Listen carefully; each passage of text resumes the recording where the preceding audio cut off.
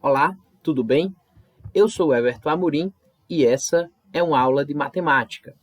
Esta aula está sendo preparada para o sexto ano da Escola Isaac de Alcântara Costa e há como intenção que ela seja utilizada no dia 27 de setembro, na aula que vai das 2h30 até as 4 horas da tarde.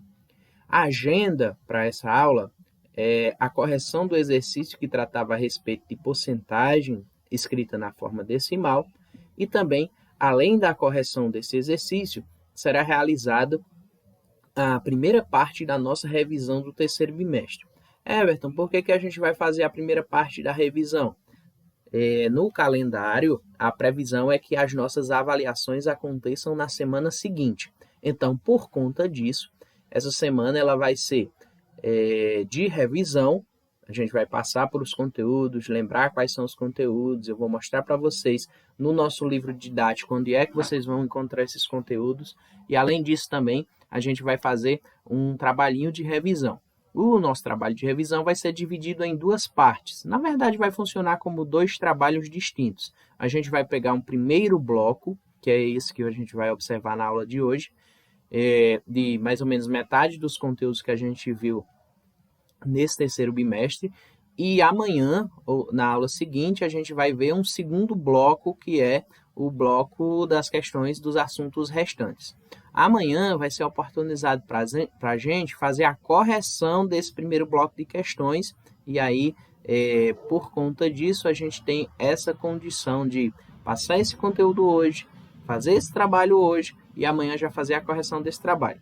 No dia seguinte, no caso amanhã, a gente passa a segunda parte do conteúdo e também passa o trabalho que corresponde a essa segunda parte. Por conta de logística e tempo, aí a correção dessa segunda parte a gente vai deixar para depois da nossa avaliação, tá bom?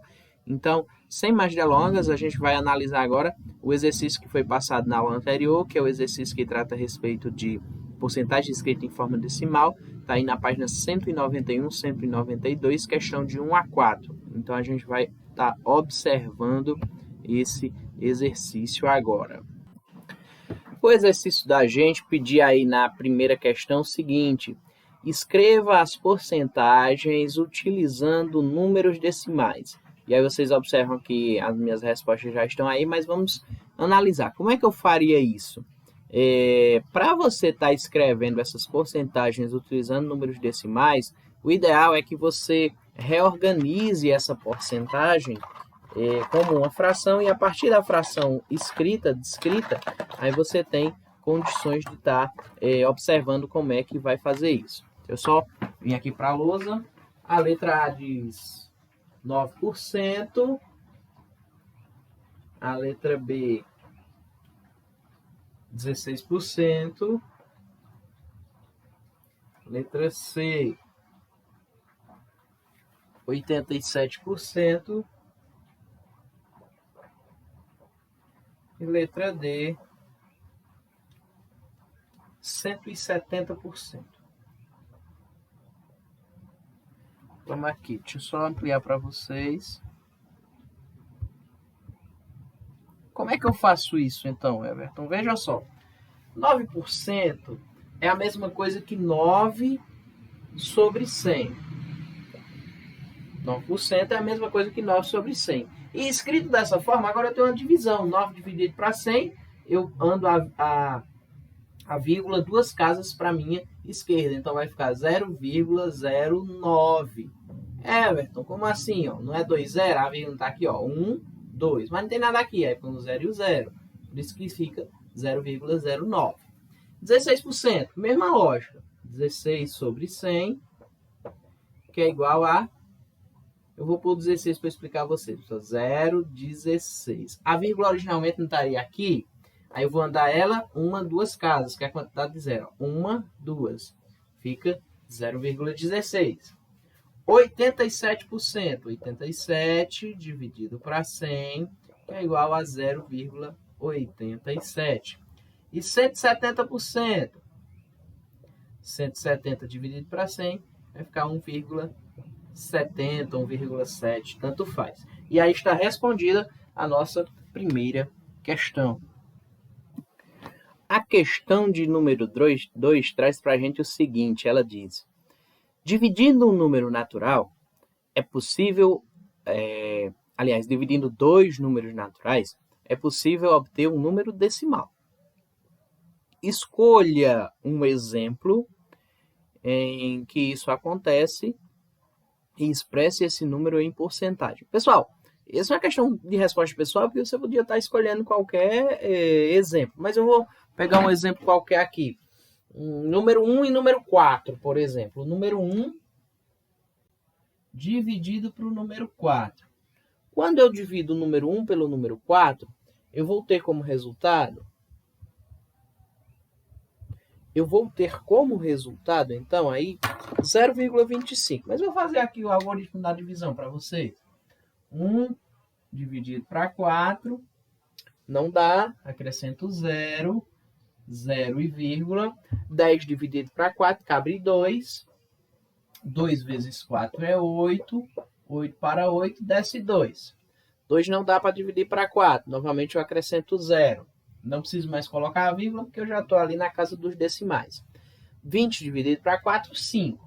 5 vezes 4 é 20. 20 para 20, resto 0. Então, 1 dividido para 4 é igual a 0,25. 1 quarto corresponde a 0,25. Como é que eu represento esse número como porcentagem? Eu multiplico ele por 100 agora. Ó. E aí, qual vai ser o meu resultado? A vírgula vai dar 2 casas para a direita, 25%. 1 quarto é a mesma coisa que 0,25, que também é a mesma coisa que 25%. E aí é uma das possibilidades de resposta. Obviamente, a depender do número que você escolhesse, eu usei aqui 1 quarto, a depender do número que você escolhesse, o resultado ia dar diferente, dar outro tipo de porcentagem. Mas a lógica para estar respondendo é isso. Ah, Everton, e se o número que eu escolhi, ele não deu um decimal, como é que fica? Aí a tua porcentagem vai ficar maior que 100%. Por exemplo, lá em cima no 170%, dá 1,7, que é um número maior que 0 com vírgula. Então, dessa forma, é possível sim a gente ter porcentagens maiores que 100%. Terceira questão agora. Vamos olhar o que é que diz a terceira questão. Juliana e Carlos discutiam sobre a melhor maneira de expressar a porcentagem de uma fração de um número decimal. Observe o exemplo a seguir. Carlos disse, estou lendo aqui, ó. Carlos disse, se uma fração tiver denominador 100, então seu valor percentual é o mesmo do numerador. Por exemplo, 17 sobre 100 é igual a 17%. Está correto, viu? Juliana respondeu, muito interessante a sua observação. Carlos, isso significa que 0,17 também equivale a 17%, porque essa é a forma decimal da fração 17 sobre 10. Dê um exemplo semelhante ao utilizado por Carlos e Juliana. Novamente, uma resposta pessoal, porque você aí no teu caderno podia estar fazendo um exemplo qualquer, utilizando qualquer tipo de porcentagem. Poderia ser, por exemplo, essa porcentagem aqui da letra C, 87%. Aí você colocaria 87 sobre 100, que é igual a 87%, ou 0,87, que também é igual a 87%. E estaria correto, contanto que você utilize-se aí dos mesmos procedimentos que os nossos personagens da questão número 3 estiveram se utilizando para dar prosseguimento aí nesse entendimento desse assunto, ok? Pessoal, analisemos agora então a questão de número 4. Deixa eu abrir aqui a questão 4, ela é bastante extensa. Vamos lá. Leia a notícia a seguir. Em 2017, a população no Brasil chegou a 207 milhões de pessoas. O estado de São Paulo é o mais populoso, com 12,1 milhões de habitantes. Escreva a quantidade de pessoas no Brasil e no estado de São Paulo utilizando apenas números. Aí tá aqui, ó. 207 milhões. A gente tem o número 207 seguido da palavra milhão. O que é que você vai fazer para escrever? Você vai acrescentar os zeros que correspondem aos milhões. Então, aqui é o número 207 seguido de 4 zeros. Aliás, 6 zeros, perdão. E aí, 12,1 milhão. Aí você escreve o 12 e o 1 milhão. Aí o 1,1 milhão vai ficar 1 seguido de 5 zeros. Tranquilo? A população do estado de São Paulo representa aproximadamente quantos por cento da população do Brasil? Everton, como é que eu faço isso aí? É simples, você divide a população que você quer por a população total. 12 milhões, 12 milhões e 100 mil habitantes dividido por 207 milhões corresponde a 5,84, aliás, 0,584, 0,585. E aí, quando você multiplica isso por 100, vai dar, então, aí 5,84%. E aí, pede para que você reúna-se com os colegas e pesquise a população do estado onde você mora, a gente mora no estado do Ceará, e calcule a porcentagem da cidade em relação ao do estado. É uma resposta pessoal, alguns números variam, por isso que eu não trouxe essa resposta para aqui, porque eu fui pesquisar e às vezes dá uma variada, então vou considerar aí o que vocês fizeram, mas aí vai dar em torno de 0,08%, 0,07% a população de Farias Brito com relação à população do estado do Ceará. Ok? Galerinha, desta forma, passamos aqui por as 4 questões que correspondem à correção do nosso exercício. O que é que nós vamos fazer agora? Nós vamos fazer agora uma retomada que dá para a gente essa possibilidade de analisar o primeiro bloco de assuntos relativos ao terceiro bimestre. Lembrando a vocês, nosso terceiro bimestre ele começou lá na nossa retomada no mês de agosto, passamos todo o mês de agosto, praticamente todo o mês de setembro, já que a gente está finalizando aqui o mês de setembro. Então, tem conteúdo aí de 2 meses para estar sendo recolocado, está sendo colocado aqui no nosso vídeo, tá bom? Deixa eu... Pessoal, eu notei um problema aqui na filmagem. Eu não sei se vocês estão vendo bem aqui, ó, tem uma restinha que fica brilhando e se apaga. É um probleminha na telha, que tem um cômodo aqui atrás da lousa, e aí fica aparecendo, então não se assombrem não, viu? Aí eu fui olhar agora, eu digo, meu Deus, será uma assombração? Mas não é não, é uma restinha que tem ali da telha, tá bom? Vou consertar depois. Pessoal, nós temos a sorte, a possibilidade de já termos meio que revisado esses conteúdos com os fechamentos dos capítulos, mas mesmo assim a gente vai estar repassando aqui e o trabalhinho que eu montei para vocês é um trabalho que remonta às questões relativas aos assuntos. Então, depois do vídeo aqui eu vou estar explicando como é a metodologia do trabalho que vocês vão fazer. E aí, disse e repito, vai ser em 2 blocos. Esse dia de hoje a gente vai fazer um primeiro TD, no dia de amanhã a gente vai fazer um segundo TD e funcionam como trabalhos separados. Mas depois do vídeo eu explico a vocês como é que vai funcionar isso bem direitinho, tá bom? Então, eu separei aqui os conteúdos por tópico, assim como está disposto no livro de vocês. O primeiro tópico de todos é a comparação de frações lá na página 140, mas deixa eu abrir aqui o conteúdozinho que eu separei. Pronto. Aqui a gente tem os conteúdos que foram trabalhados no mês de agosto e também os conteúdos que foram trabalhados no mês de setembro. Vocês vão notar que existe aqui uma divisão, mas na verdade é porque eu peguei um pouquinho do conteúdo de agosto e juntei com setembro para que a gente ficasse com uma quantidade equivalente de conteúdos. Então, nesse mês de agosto, a gente vai ter aqui essa parte, que é o que nós iremos estar analisando hoje. Nós vamos ver aqui a parte de comparação de frações, também fração de uma quantidade, adição e subtração, multiplicação de frações, divisões de frações, potenciações de frações. Aí a gente teve o TD de retomada, mas não vou passar para o TD não. E também iremos iniciar conversando sobre números decimais, centésimos, milésimos e leitura de decimal. Everton, mas é muito conteúdo. Pessoal, entendam, é o fechamento do nosso terceiro bimestre. A gente está fazendo só uma retomada. Esses mesmos conteúdos, está inclusive aí no penúltimo tópico, que a gente fez um TD de retomada só a respeito de frações. Então, não é nada que a gente já não tenha visto e revisto. Então, hoje, o que a gente vai estar possibilitando para vocês é novamente uma visita a esses conteúdos, até porque a gente já construiu esse entendimento. Além dessa visita a esse conteúdo, nós vamos dar para vocês um mecanismo de avaliação para que você agora, nessa semana, antes da prova, entenda, opa, estou bacana, não estou tão bacana, não entendi essa pergunta, preciso estudar mais, dando a vocês a possibilidade de se prepararem melhor para a prova na semana seguinte, para a nossa avaliação na semana seguinte.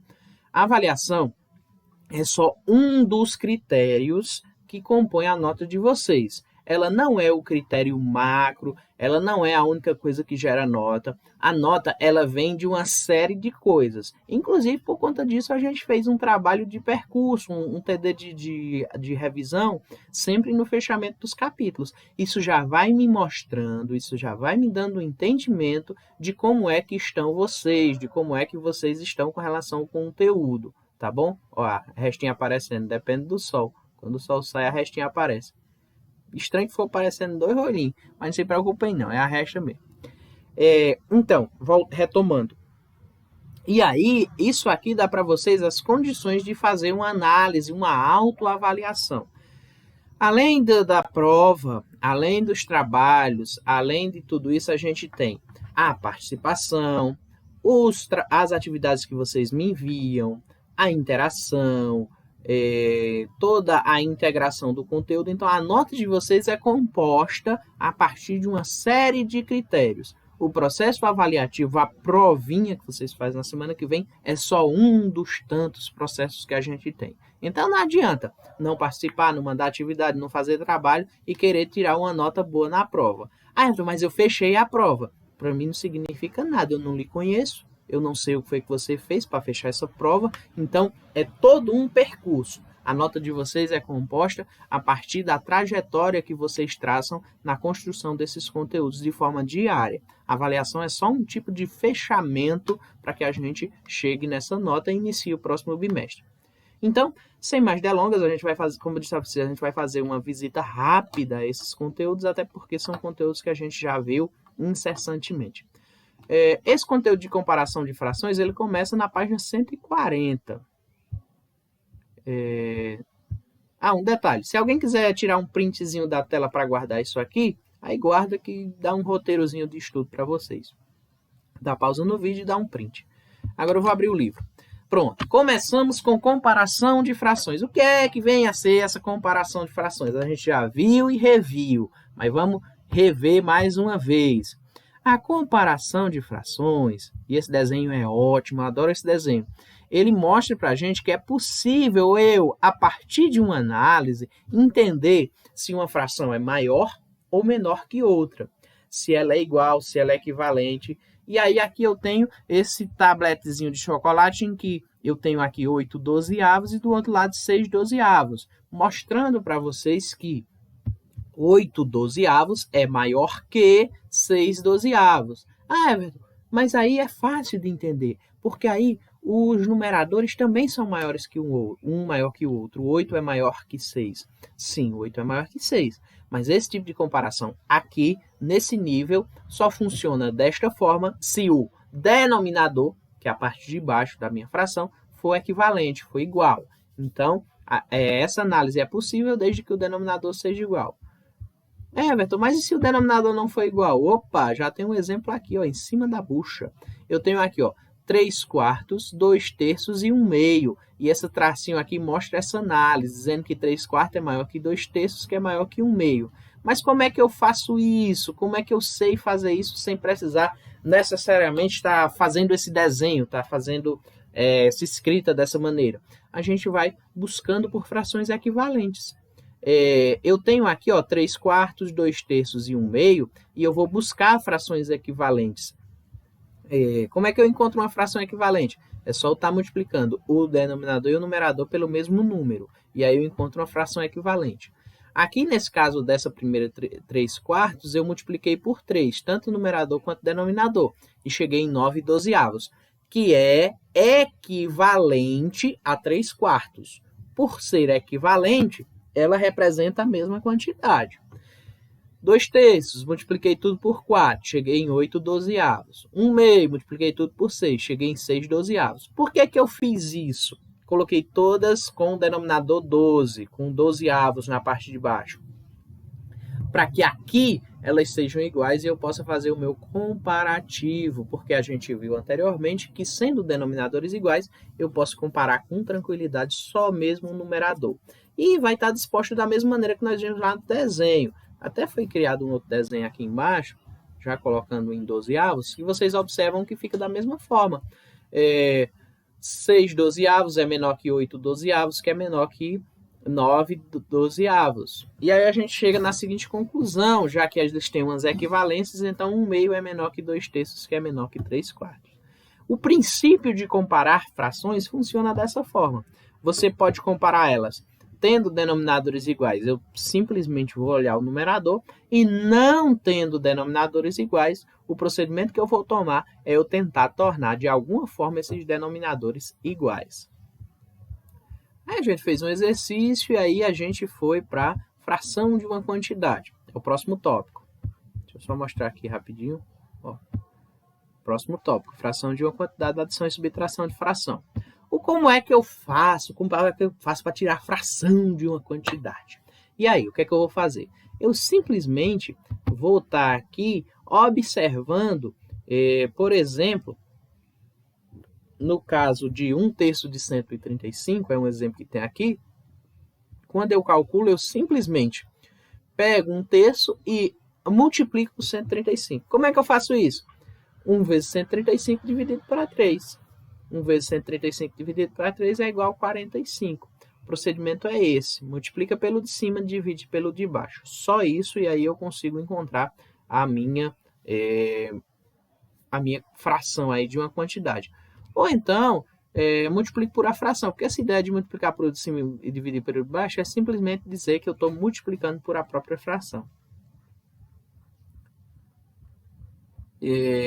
Como é que eu faço a adição de fração, então? Para eu estar adicionando uma fração, eu preciso me apegar àquele conceito que eu mostrei para vocês anteriormente, que eu só comparo frações se o numerador e o denominador forem... se o denominador for igual. O numerador pode ser diferente, mas o denominador precisa ser igual.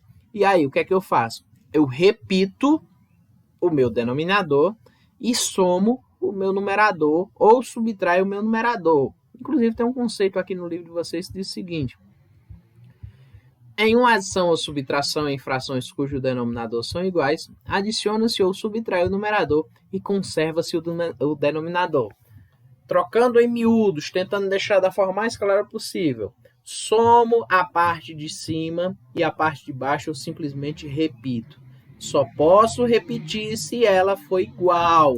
Se ela não for igual, aí eu preciso tomar outro procedimento. Assim como em comparação de frações, eu só posso somar ou subtrair se elas forem iguais.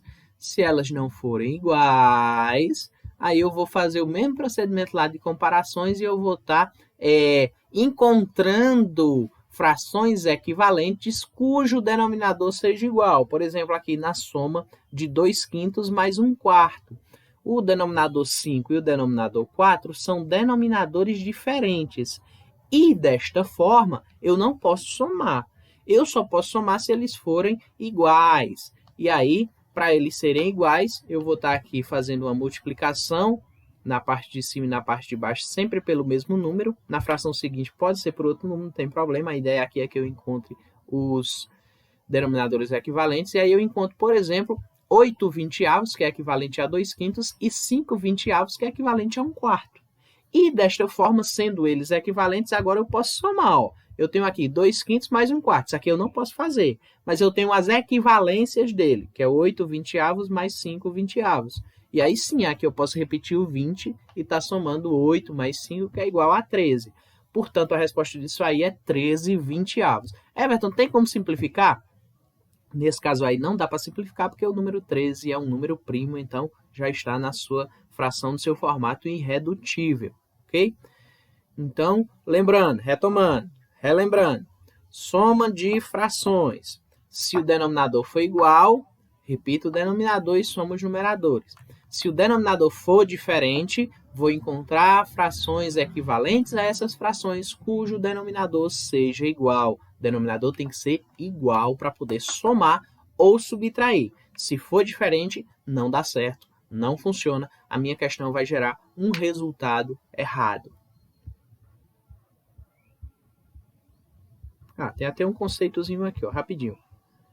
Em uma adição ou subtração de frações cujos denominadores são diferentes, determinamos frações equivalentes às iniciais com o mesmo denominador e em seguida adicionamos ou subtraímos os numeradores conservando o denominador, ok? Só conservo se eles forem iguais, não tem como eu conservar um denominador que é diferente. Prosseguindo, a próxima questão aqui é multiplicação, só confirmar aqui, próximo, multiplicação de fração, depois vem divisão. Na multiplicação de frações, a gente vai ter a seguinte situação. Multiplicação de frações, eu confesso para vocês que desse assunto das frações de soma, subtração, multiplicação, divisão, potenciação, é uma das que eu considero a mais simples. Por quê? Porque na multiplicação de frações, eu simplesmente... Olha como é um conceito básico. O que é que eu faço? Multiplico numerador por numerador, denominador por denominador. Pronto, acabou. É só isso. Na multiplicação não tem segredo. Multiplica todo mundo por todo mundo. E aí um detalhe importante para diferenciar da soma e subtração. Denominador é multiplicado. Ele não vai ser repetido. Se ele for igual 1 quarto vezes 3 quartos. Deixa eu anotar aqui rapidinho. 1 quarto vezes 3 quartos.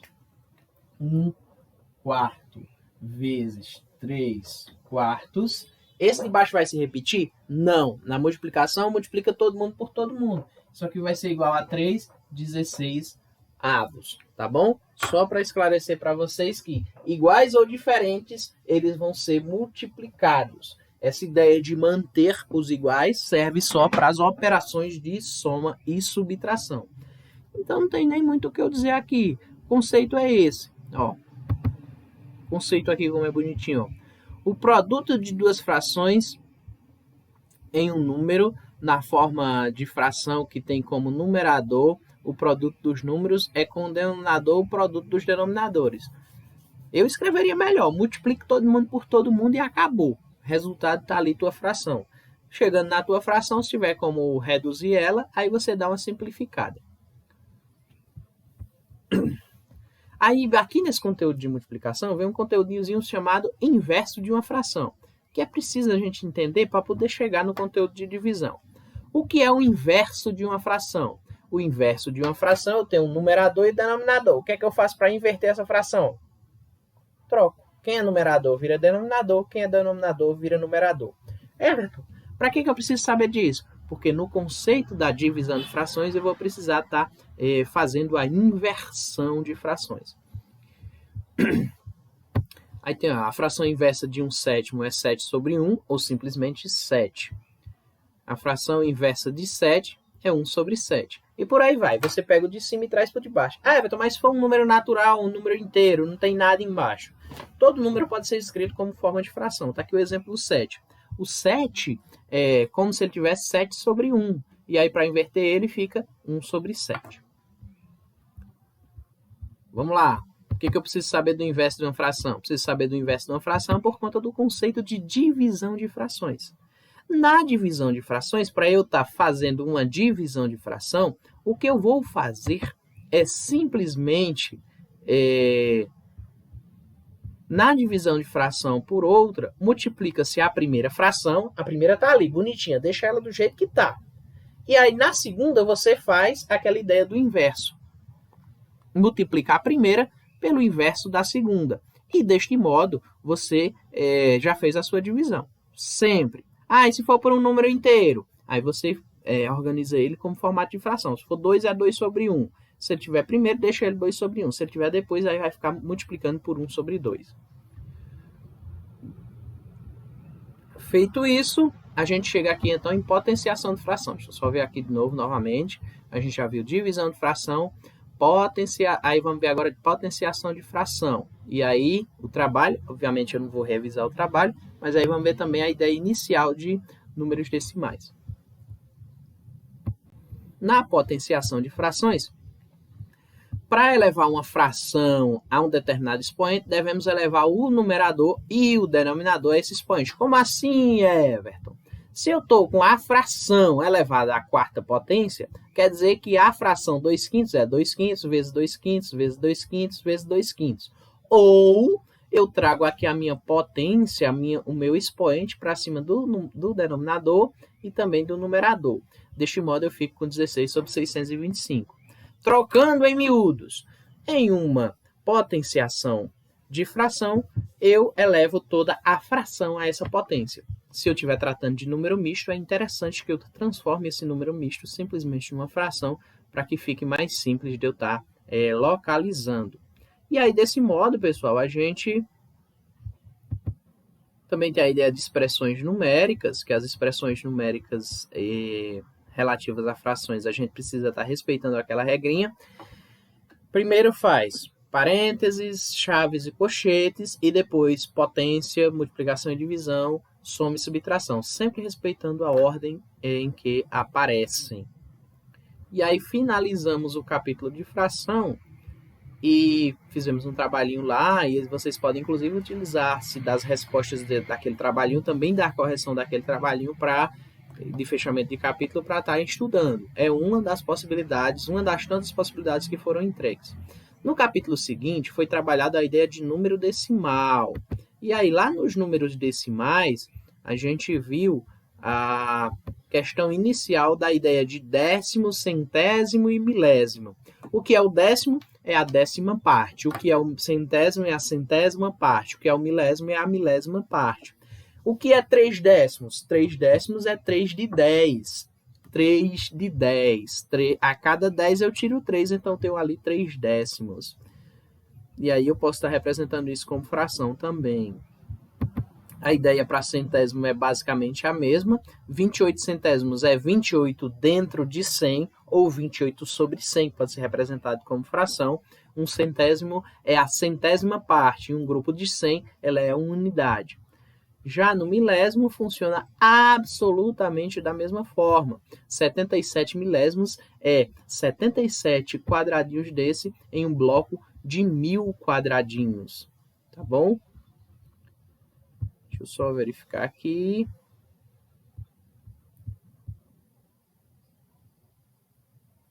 Na leitura do número decimal, só um instante.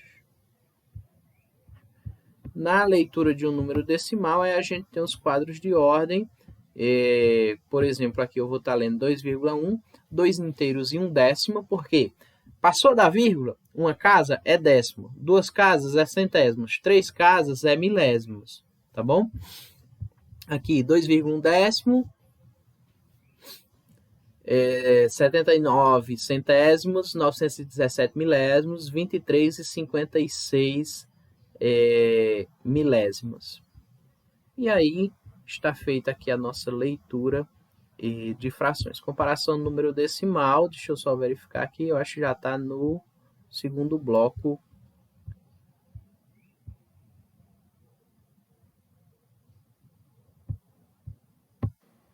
Comparação de números decimais já está no segundo bloco, que é o que a gente vai ver amanhã. O vídeo de hoje já vai aqui em mais de meia hora, então por conta disso eu vou estar parando aqui e obviamente a gente concluiu esse primeiro bloco, passou rapidamente, novamente insisto aqui para vocês em dizer que a gente passou dessa forma porque nós já vimos esse conteúdo, já revimos uma vez com o TD de revisão e agora a gente retorna para o grupo que lá eu vou explicar como é a dinâmica do nosso aqui primeiro TD de fechamento do terceiro bimestre de vocês, tá bom? Estou aguardando vocês no grupo com as dúvidas, caso hajam a respeito desses assuntos, e também com um trabalho que vai otimizar a componente de nota, vai otimizar o nosso estudo e vai oportunizar a verificação de vocês na ideia de que se vocês realmente estão dominando ou não dominando ainda determinado assunto dentro desses tópicos que foram abordados aqui. Aguardo vocês no nosso grupo de WhatsApp.